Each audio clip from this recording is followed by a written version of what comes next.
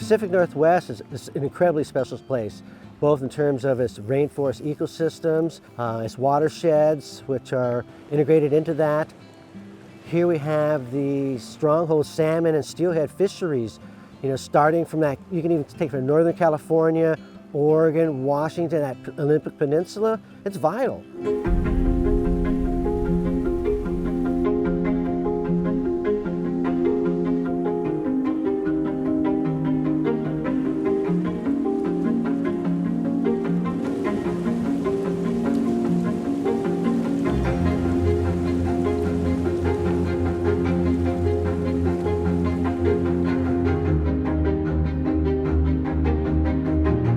Smith River, that's considered the crown jewel of the rivers in California. A lot of it, I think, is because of the geology of the river. It's a lot of serpentine. It's the kind of geology that it's not vegetation friendly. Water runs clearer than most rivers, and it clears up pretty quickly after rainfalls.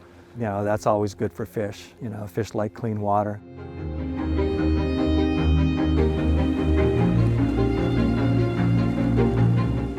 The Smith River is one of our salmon strongholds in California. One of the places that we're hoping will be the savior of fish as the climate warms.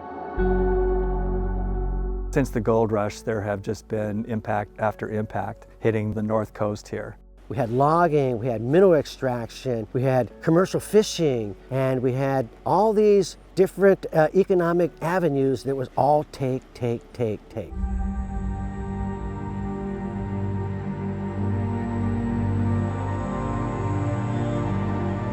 Well, the invasion was about 176 years ago, give or take. Yeah. And so we had behaviors that were much different prior to the invasion, and that left us severely wounded. When there was nobody to stop people from destroying an ecosystem and really hurting a people and destroying cultures for profit, right? That's what this was all about. It's not okay to do that anymore. Those times have ended. That was a long time ago.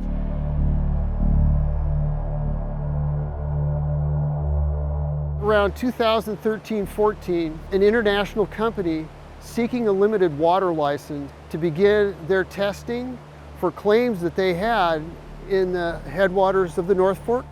There was this Canadian nickel mining company that wanted to open a nickel mine on one of the tributaries. That type of mining is hard rock mining. It is the single largest source of pollution in the United States. Mines have a really bad history of toxic tailings and polluting the water. I mean, you just look at the Keswick Reservoir.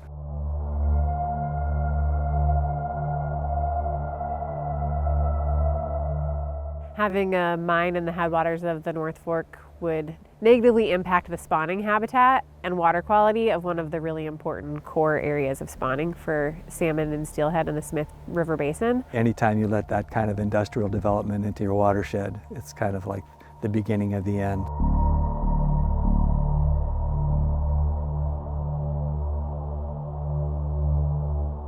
I began most of my coastal fly fishing in the late 70s, early 80s. We started our little tradition of the guys coming up to the Smith River. We started probably about 15 years ago, 17 years ago, and we've been doing it ever since.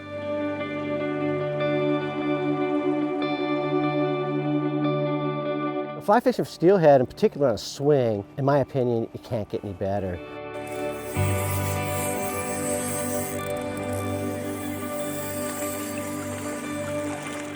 Sometimes for me, I just have to pause. That fish was hatched here, 3 years in the watershed, ocean, migrating to work its way back here and reflect upon that whole experience, but also what we've done to protect these watersheds to ensure that those genetics and that wild fish can do what it's been doing and it's been programmed to do, and then you let it go, man. It's a special feeling. We always talk about fly fishing being a gateway drug to conservation. You start out as a guy just wanting to catch a fish. You hear that the Smith River has beautiful steelhead. You come up here and you start fishing, and then next thing you know, you're checking your phone, looking at the flows, and you're an amateur hydrologist. And then you start looking at the things they eat, and you're checking out what bugs are in here and what the forage for the food is, and you're an amateur entomologist. And then you put all that together, and all of a sudden you're like feeling this deeper connection into the ecosystem. I think once you start to really feel into that connection, it's hard not to want to protect it or recognize the values of the natural process of this ecosystem.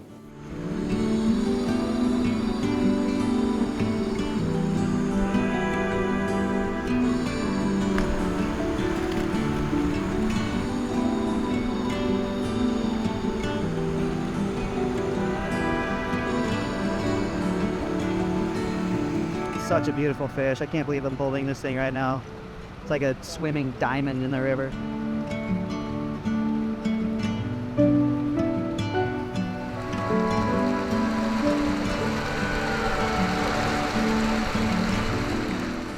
The Smith has been an integral part of Cal Trout from the beginning. They saw the value of this place as a stronghold for salmonids. If you want to recover these incredibly important populations of salmon and steelhead, you need your strongholds. Those are the basins where we have our strongest reserves of these fish. They are an incredibly important fish commercially, economically, religiously. Talk to a tribal member.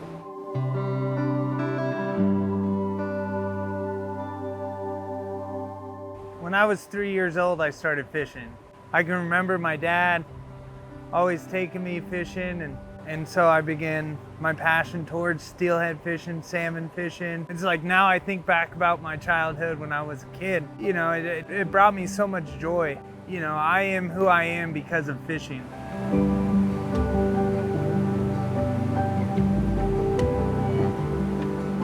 As a community, it's just people, is to come together, and we all need to work. We need Oregon, we need Washington, we need Alaska. You know, we all need to come together, and we all need to figure out how we're going to protect this salmon run.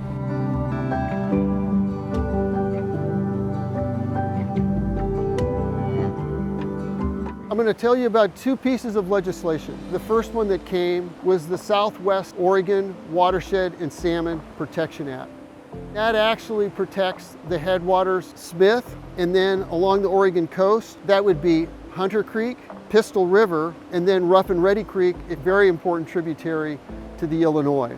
All of those headwaters areas are protected right now through a temporary mineral withdrawal. And a mineral withdrawal is basically a mining ban. No new mining claims can be placed in those headwater areas. It was more recently that the Smith River National Recreation Area Expansion Act, making permanent that mining ban or mineral withdrawal on the Smith, it adds 75 miles of wild and scenic river more to the Smith River watershed. So those are the two pieces of legislation. Well, what's better than a salmon stronghold is a cluster of salmon stronghold. And that 101,000 acres permanent mining ban, it's a big deal. You know, one of the things that rivers don't pay any attention to are state lines, and what affects those headwaters is going to affect everything all the way down to the mouth of the river.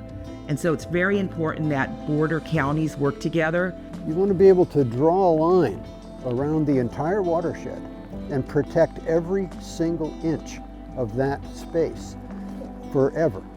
We could say it's almost like a paradigm shift in terms of the views from, maybe I call it an old view of a take and harvest, to a more of an eco conservation perspective, which therefore allows everybody to utilize this recreation area without depleting resources in terms of their own personal economics. My uncle was a commercial fisherman as well as a timberman.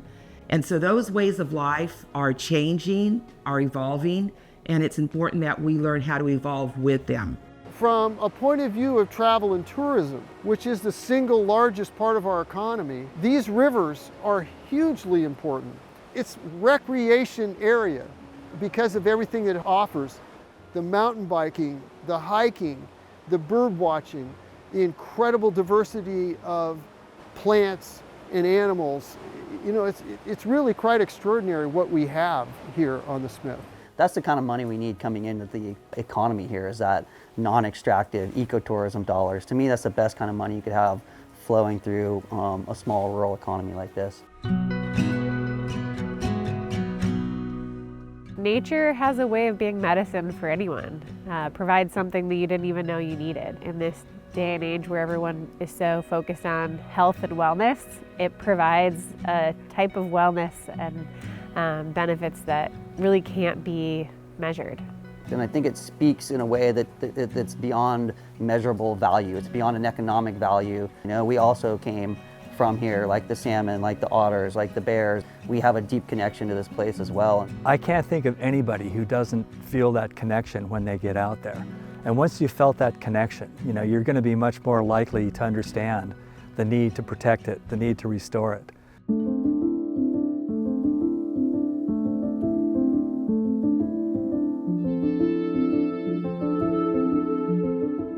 It's not going too far in saying that it's just as important as the air we breathe, right? This river. It's where we get our food, it's our church, right? It's a form of transportation. For the tribes, it's our responsibility toward what we believe and our responsibility to the forest, to the trees. We really believe we're in a reciprocal relationship. I look at tribes as being key to teaching us that traditional ecological knowledge and how to live with the environment again rather than living on top of it and exploiting it. The people who came have a different value system. We have this value system. If we can unite to protect the river and the beings in the river, it's important to do so. Right now, currently I'm employed for the Yurok Construction Corporation, and I'm a project manager. You know, there's a new movement of restoration work. It's really cool that the Yurok tribe and other tribes, we're starting to get on this bandwagon. We're doing a whole bunch of river restoration projects, putting in fish habitat, putting in spawning gravel for salmon. Like it's all a really exciting time right now. I am optimistic about the future, and for a number of reasons. One being that we have legislators who recognize the need to put money into the environment. And the other thing is that we have a lot of young people who are getting into this business.